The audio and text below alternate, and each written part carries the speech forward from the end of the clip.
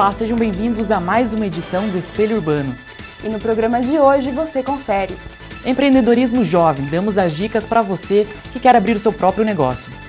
Tratamento de diabetes de graça. Conheça a nova lei de fornecimento de remédios em Campinas. Você costuma praticar esportes? Não gosta de ir à academia? Isso pode mudar. Vamos apresentar uma alternativa para quem quer entrar ou se manter em forma. E você vai ver também que a construção civil é um dos setores que mais causam acidentes de trabalho. Agora, no Espelho Urbano.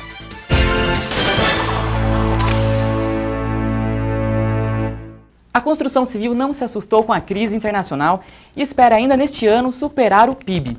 Enquanto as construtoras aproveitam um bom momento, os trabalhadores se preocupam com as condições de segurança nas obras. A construção civil é um dos setores que mais crescem no Brasil. Copa do Mundo de 2014, Olimpíadas de 2016 e as obras do PAC aumentam ainda mais a expectativa de lucro para as construtoras. Mas a falta de planejamento acarreta em diversos problemas, como os acidentes de trabalho. Para o secretário-geral do sindicato, que representa os trabalhadores da construção, o problema é a falta de preparo das empresas. A falta de treinamento, a falta do fornecimento do equipamento, a fiscalização fica muito a desejar. Segundo os dados da Previdência Social, em 2010, mais de 300 mil trabalhadores se acidentaram nas obras em todo o país. Esse número coloca a construção civil como o segundo setor da economia com mais acidentes de trabalho. O Ministério Público do Trabalho em Campinas, que atua em quase 600 municípios no estado de São Paulo, também registrou esse crescimento. Até agosto de 2010, foram instaurados 67 procedimentos.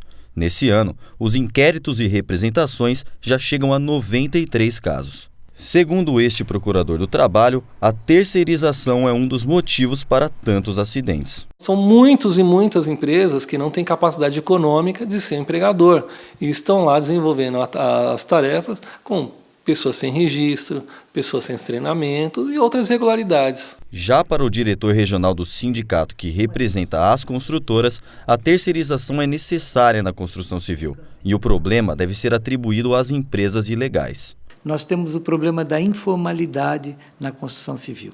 Aí quando vai lá e tem um acidente de uma pessoa dentro dessa obra, que ele não tem uma construtora, que ele não tem um registro, que ele não tem um engenheiro, que não tem uma planta assinada, você sabe para quem que é atribuído esse acidente? Para a construção civil. Para facilitar a fiscalização e prevenir os acidentes, o procurador pede a conscientização dos trabalhadores. Ele deve denunciar imediatamente ao sindicato da categoria. Em segundo plano, se não der certo, no Ministério do Trabalho ou no Ministério Público do Trabalho. O que não pode é ficar esperando acontecer o acidente. Você que quer denunciar um acidente de trabalho ou uma obra irregular, é só ligar neste número que aparece na tela. Heloísa, você sabia que o número de empreendimentos no Brasil cresce cada vez mais?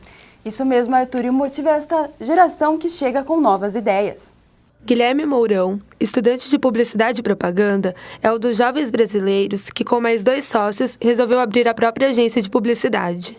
Nós estávamos trabalhando numa agência de publicidade, né, mas nós não estávamos contentes com a maneira que eles trabalhavam com a publicidade, como eles viam a publicidade. Né, então nós resolvemos nos juntar e fazer a publicidade de uma maneira que a gente acha mais eficiente. Como acontece com a maioria dos jovens empreendedores, ele conta que passou dificuldades até a sua agência se estabilizar. Em média, depois de 6, 7 meses que nós nos estabilizamos, realmente começamos a pagar nossos salários e tudo mais. Nós começamos a empresa sem nenhum capital, né, então tivemos que começar a empresa somente investindo no nosso tempo. De acordo com dados do Sebrae, a cada 100 empreendimentos criados, 73 sobrevivem aos primeiros 2 anos de atividade. No Brasil, são criados anualmente mais de 1.200.000 novos empreendimentos formais. Desse total, 99% são micro e pequenas empresas. Nem sempre é tudo mil maravilhas. Quase 27% das empresas acabam indo à falência. Diante disso, qual a melhor maneira para se manter neste mercado? Roberto Brito é economista e está acostumado a lidar com jovens empreendedores. A preocupação do jovem empreendedor em relação à abertura de uma nova empresa deve começar, sobretudo, em relação ao aspecto de negócio. Um bom plano de negócios, estudando o mercado que ele vai atuar, tendo clareza sobre quais são as principais dificuldades que ele vai encontrar, deve minimizar, portanto, as dificuldades da sua manutenção. E no próximo bloco vamos saber sobre a lei que garante o tratamento de diabetes de graça em Campinas. Se você acha que o hospital é lugar só pra gente séria, este pessoal aqui vai te provar o contrário.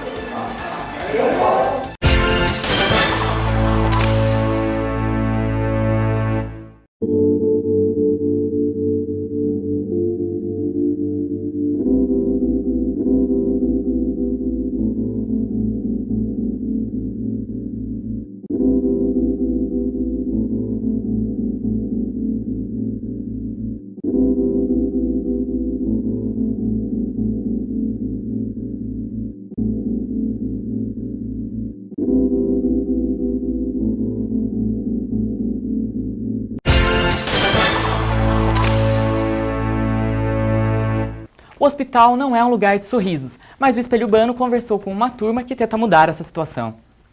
E há quem goste de fazer um trabalho diferente, o de levar alegria a pessoas hospitalizadas. E o personagem urbano de hoje são os hospitalhaços.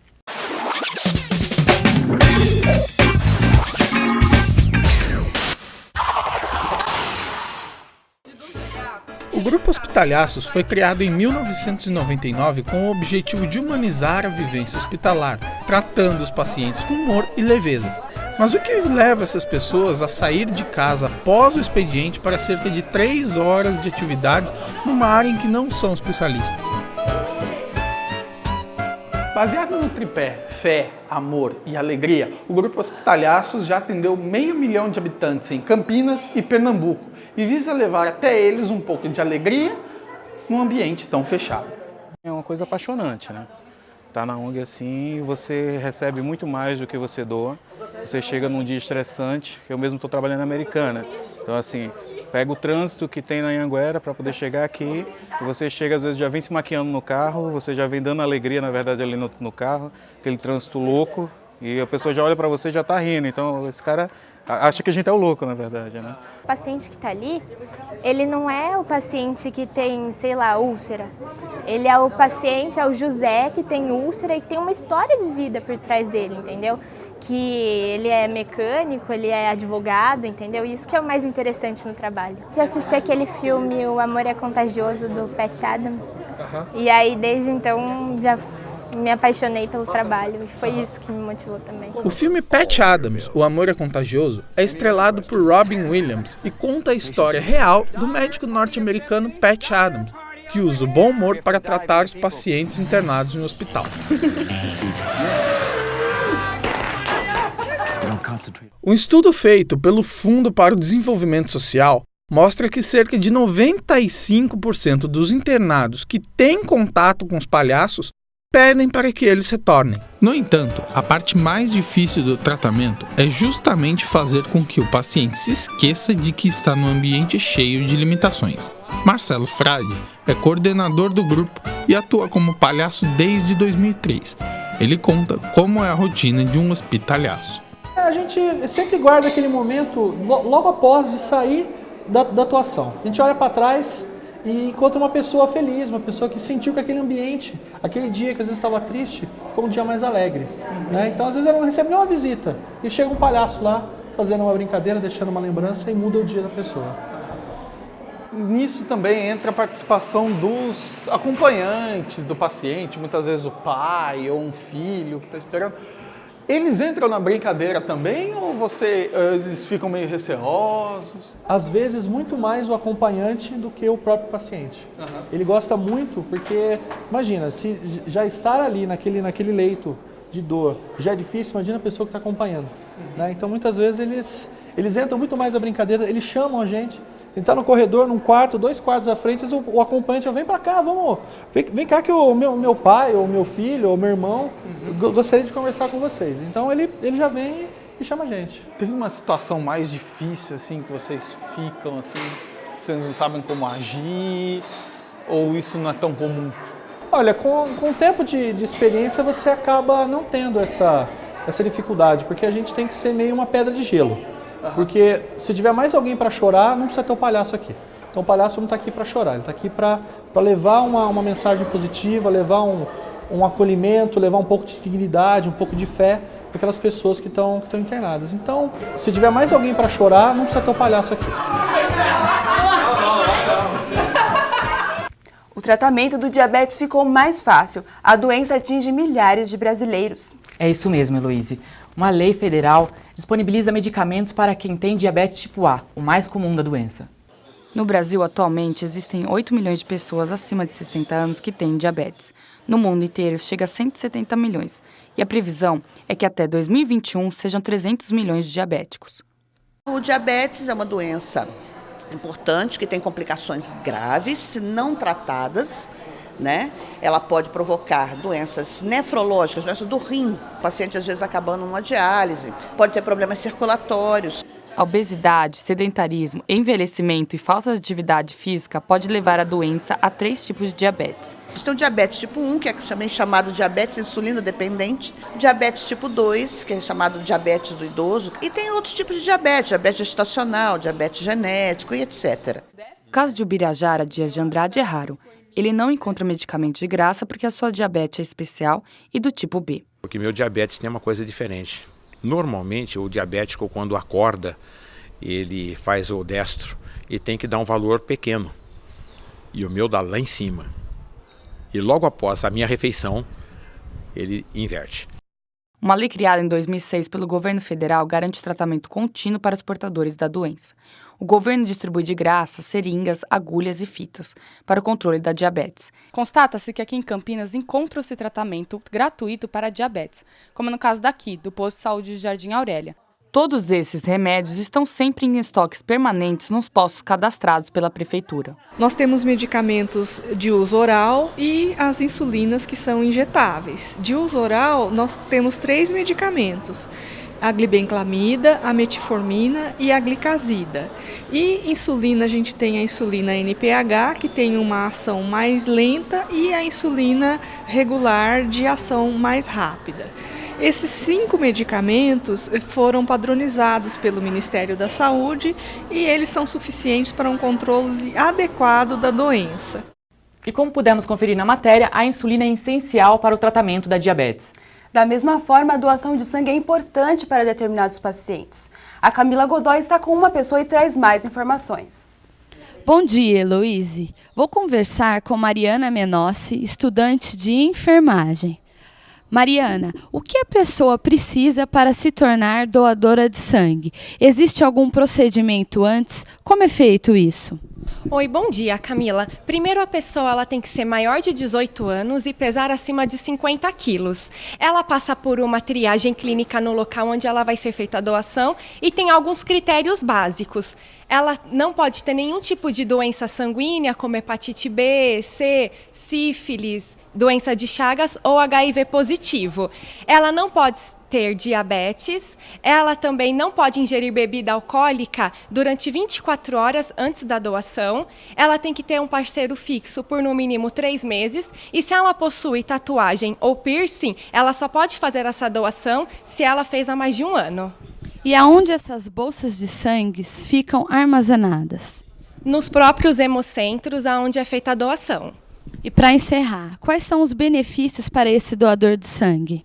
Além dele estar ajudando o próximo, como gratificação, ele recebe uma carteirinha do Hemocentro, onde ele não paga a entrada no cinema, só paga a meia entrada, e em alguns estabelecimentos ele tem prioridade e não pega a fila. Arthur, é com você aí no estúdio. Obrigado, Camila. E no próximo bloco vamos conferir baixo rendimento na escola pública de Campinas. Não saia daí, o Espelho Urbano volta já.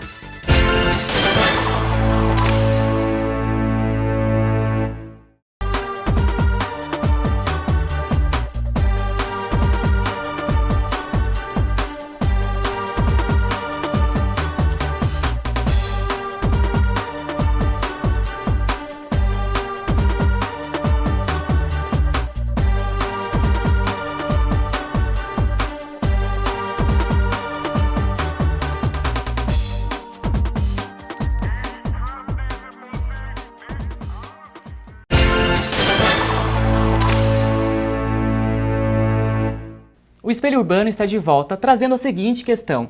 Você tem o costume de controlar os seus gastos? Pois se não tem, é bom ficar atento aos incentivos econômicos que o governo criou para não se endividar. Em uma sociedade desenfreada pelo consumo e a busca pela inserção no mercado, incentiva as pessoas a comprarem compulsivamente, sem se atentar às reais necessidades. Isso pode ser constatado pelo crescimento de 7,30% na inadimplência de carnês, com mais de 30 dias de atraso. De acordo com Paulo César Adani, delegado do Conselho Regional de Economia, a maioria das pessoas compra por impulso. Ao comprar por impulso, o orçamento estoura, o crédito no sistema bancário e nas lojas também fica comprometido e aí vem um pouco ou bastante dessa inadimplência que a gente está vendo por aí, né? Mas da mesma forma que existem consumidores compulsivos, existem também aqueles que se atentam e administram as compras com bom senso. O meu consumo é proporcional ao ganho, né? Felizmente a gente não consegue controlar. O mês que você ganha mais, você começa a consumir mais. Isso daí é inevitável, né? Vem umas 2 vezes por semana e geralmente a gente compra roupa. Roupa e sapato. E a compra é mais a crédito ou à vista? Mais a crédito. A crédito. Segundo dados do SCPC, houve um aumento no consumo varejista de Campinas de 4,73% no acumulado de janeiro a julho de 2012. Esse aumento de consumo ele vem ocorrendo graças a 2 principais elementos. Uma maior facilidade na obtenção de crédito e um crescimento de renda mesmo em função do país estar indo relativamente bem. Como afirma o gerente de vendas, João Carlos, o incentivo ao crédito facilita as compras a prazo e o consumidor acaba por se endividar. A facilidade do cartão de crédito aumentou muito as compras, né? Uma compra, por exemplo, R$100, R$120 já faz 5 vezes. Então a facilidade de crédito faz com que as pessoas acabam se endividando, acabam aumentando a inadimplência. Isso pode ser verificado a partir dos dados de julho desse ano da Associação Comercial e Industrial de Campinas, que constata uma redução nas compras à vista e um aumento de mais de 10% nas compras a prazo. O INEP, Instituto Nacional de Estudos e Pesquisas Educacionais Anísio Teixeira, divulgou no mês passado as notas do IDEB, Índice de Desenvolvimento da Educação Básica. Elas são calculadas a cada 2 anos e dessa vez os dados são referentes às escolas públicas de todo o país no ano de 2011. Vamos conhecer como foi o desempenho das escolas de Campinas. O índice é calculado numa escala de 0 a 10. Nas escolas municipais de Campinas, o resultado divulgado para as turmas do 5º ano foi de 5,2 pontos, ante a meta de 5,3. Já para as turmas do 9º ano, a situação piorou. De acordo com os índices divulgados pelo INEP, os estudantes obtiveram a nota 4,2, não atingindo a meta de 4,4 pontos. E, além disso, ocorreu uma regressão em relação ao ano de 2009, que registrou 4,5 pontos. E esse resultado do IDEB não agrada pais de alunos que têm seus filhos matriculados em escolas municipais de Campinas. Muitas vezes, por não terem condições de pagar uma escola melhor, acabam sendo refém de um sistema em que a qualidade de ensino é a última opção a ser avaliada. Essa mãe de um aluno do 7º ano acompanha o filho diariamente na escola e conta o maior problema do ensino hoje. Nós sentimos muito a falta de professores, nós não temos um professor substituto, às vezes para estar acompanhando alguma sala, para o professor, às vezes, de repente fica doente, a gente não tem ninguém para substituir. O reflexo é para todos os lados. Essa professora de ciências explica o que acontece quando falta professores na escola. Aí eles são substituídos por professores adjuntos, só que os professores adjuntos muitas vezes não são da mesma disciplina. Além da falta de professores, Susan, que leciona a língua portuguesa para o 9º ano, acrescenta mais um item na lista de problemas do sistema municipal: a falta de reprovação. Geralmente ele passou na 6ª, na 7ª, 8ª, sem base. Então ele chega no 9º, sem essa base.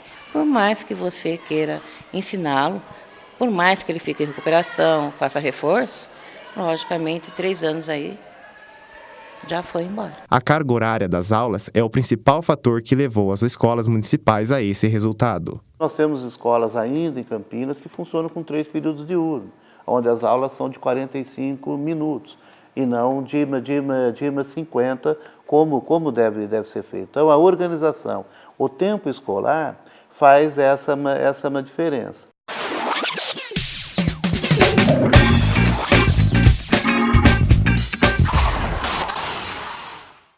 Como Como vimos na reportagem, o índice das escolas de Campinas está muito baixo. Por isso, vamos conversar sobre esse assunto com a psicopedagoga Maria de Fátima Campos.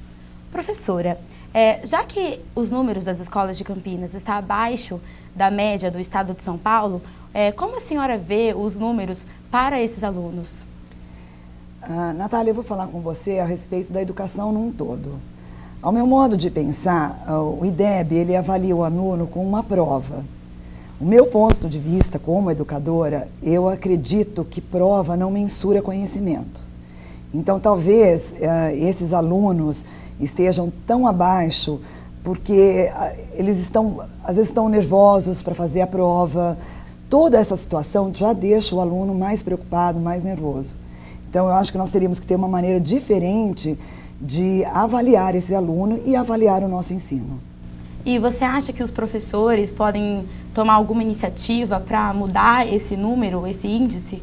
Eu acho que nós, enquanto profissionais da educação, nós precisamos que as pessoas invistam mais no seu próprio conhecimento, na leitura. Hoje nós temos uma coisa muito grave também que para nós nos preocupa muito enquanto educadores. As famílias colocaram os filhos na escola para nós educarmos. Então está faltando a presença da família na escola, está faltando valorizar esse profissional da educação para poder atuar junto com essa moçada que nós temos por aí. Um dos pais de alunos que a gente conversou na reportagem falou sobre a falta, quando os professores faltam, que isso prejudica o ensino. A senhora acha que esse é um caminho que o governo tinha que acabar? Primeira coisa, o governo tem que checar por que esse professor está faltando. O que está faltando para esse professor? O que está acontecendo na escola que não tem ninguém checando por que esse professor não está indo? Alguma coisa está acontecendo nessa grande empresa que a gente chama educação. E isso acaba prejudicando os alunos. É sempre o maior prejudicado é o educando. Muito obrigada, professora, pela sua presença. Nós ficamos por aqui com o X da Questão. Você conhece a Feirinha Hippie de Campinas? No próximo bloco vamos mostrar esse ambiente que é rico em cultura local. Fique aí, o Espelho Urbano volta daqui a pouco.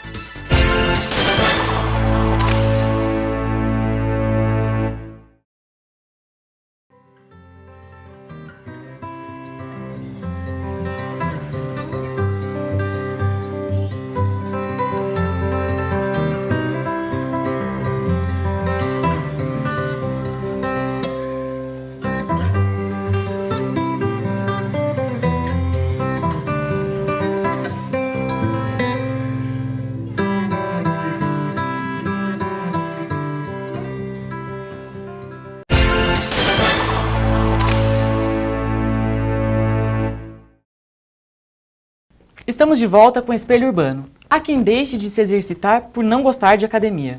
É isso mesmo, Arthur, mas hoje já existem alternativas e até o circo se tornou uma delas.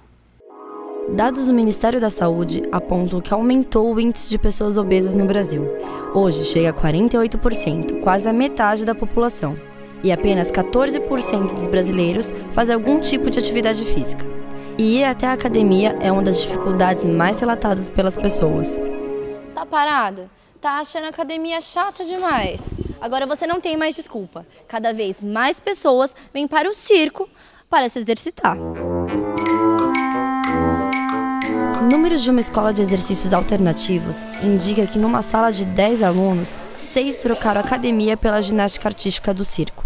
Detesto fazer academia e eu fazia ginástica olímpica antes, então o circo foi algo bem legal que eu achei para fazer. Por conta dessa limitação, assim, a academia é muito igual, todo dia a mesma coisa e você não vê uma evolução muito rápida, né? Para o professor circense, o exercício traz, além de condicionamento físico, muitos momentos de diversão. As pessoas saltam na cama elástica, fazem trapézio, tem tecido, tem acrobacia de solo, tem mastro chinês. Então tem uma variedade muito grande de aparelhos que eles podem exercitar o corpo, se divertindo e aprendendo uma coisa diferente. O professor de Educação Física, Leonardo Scarpato, alerta sobre os riscos para quem está pensando em se aventurar. Fazendo ginástica fora, sem uma supervisão, ela pode correr risco de lesão a curto, médio e longo prazo. ela pode ter inúmeros problemas físicos. É mais importante ela ter a orientação de um profissional adequado, competente na área, que possa fazer certinho as orientações para evitar qualquer tipo de problema. Seguindo as recomendações, o que não dá é para ficar parado. Você conhece quem são os Imortais de Campinas? O repórter Rafael Zagatti foi às ruas mostrar quem são e onde se reúnem. Você já ouviu falar na Academia Campinense de Letras? Não ouvi. Só sei que é ali embaixo, mas nunca fui lá, não. Já ouvi falar. Sei que tem alguns livros, é isso ou não? Olha, eu conheço a academia aqui do lado. Não, nunca ouvi falar. Já ouvi falar. Você sabe o que eles fazem? Não. A Academia Campinense de Letras é uma sociedade formada por 40 membros. Eles são escolhidos em votação onde só membros da academia podem votar e devem apresentar currículo para possibilitar a escolha. Cada um deles tem uma cadeira nomeada em homenagem a grandes nomes das artes e da literatura. Apesar da relevância cultural, ela é pouco conhecida pela população de Campinas. O atual presidente da academia acredita que a resposta para esse desconhecimento está no passado. Até o fim da década de 90, os presidentes, de um modo geral, consideravam a academia uma coisa fechada. Fechada em que sentido? Era de acesso restrito, tá certo? As pessoas que realmente tinham um interesse maior nas coisas da literatura. Fundada em 1956 por Francisco Ribeiro Sampaio, a academia promove atualmente palestras e atividades para até 140 pessoas. É aqui, nesse auditório, onde são realizadas as palestras e atividades culturais da academia. Ele foi construído por Lauro Péricles Gonçalves, em 1975. O prédio é da prefeitura, não é nosso, mas nós temos comodato por 99 anos. Então, podemos usar. Os 40 membros da academia são chamados de imortais. Atualmente existem 2 vagas abertas. Imortais, ou seja, é vitalício. Você, então, entrou na academia, não vai poder se demitir da academia, nem vai ser demitido. É imortal. Apesar de ser uma academia de letras, as intenções da academia não são estritamente literárias. Os imortais também se preocupam em promover a cultura e as artes. O interesse maior é que se divulgue o gosto pela leitura e o conhecimento das coisas da cultura. Cultura de um modo geral, não é só, então, literatura.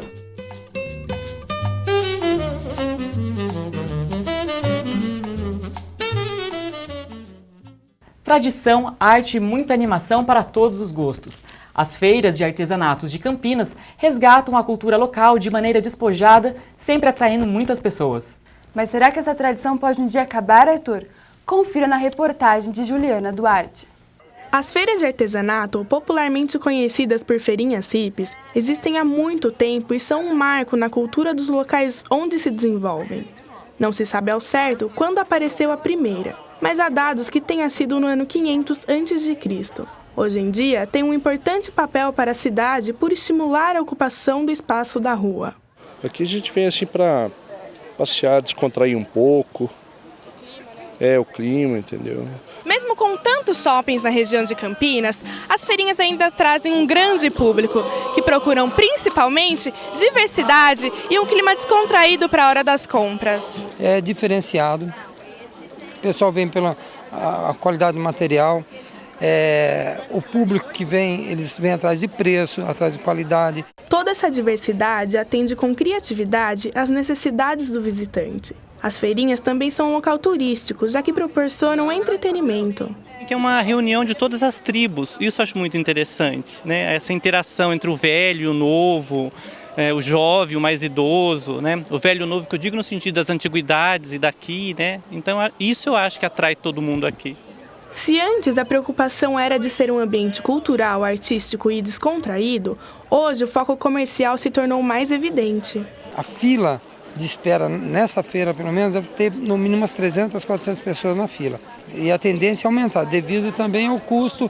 Pessoas têm loja, não conseguem pagar a loja, acabam vindo para a feira. Procurando preservar um pouco da história de uma famosa feirinha de Campinas, a administração pública reserva para o hippie um espaço específico.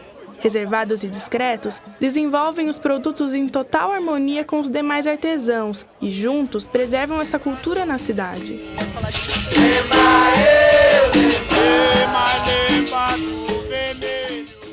E a edição do Espelho Urbano de hoje chega ao fim.